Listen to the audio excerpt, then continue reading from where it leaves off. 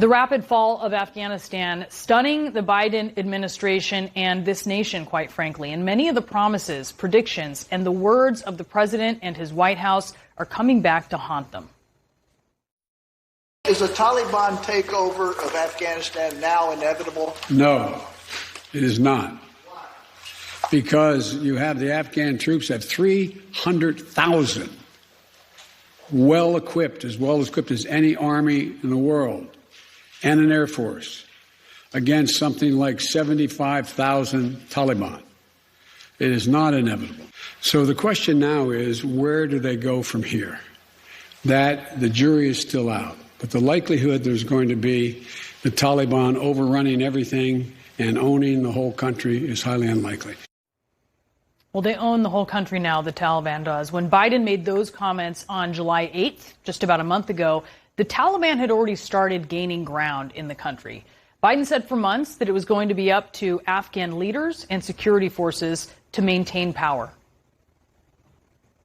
I think they have the capacity to be able to sustain the government. We can be value added, but the Afghans are going to have to be able to do it themselves with the Air Force they have, which are helping them maintain.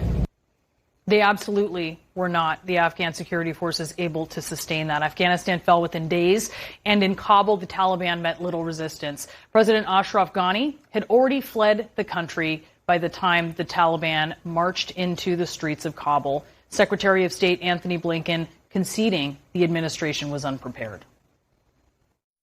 That the Taliban was at its greatest position of strength at any time since 2001, when it was last in charge of the country. That is the Taliban that we inherited.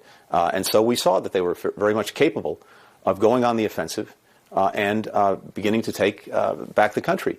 And the fact of the matter is, we've seen that that force has been unable to defend the country, and that has happened more quickly than we anticipated.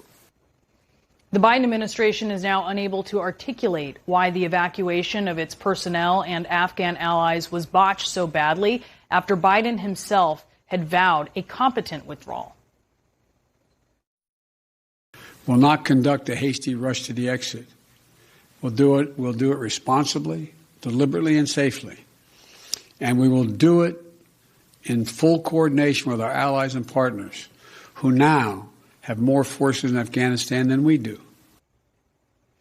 Biden has mobilized additional U.S. troops to join the few thousand that are still in Afghanistan as the U.S. attempts hasty evacuations from Kabul's airport, even as the Taliban controls neighboring areas.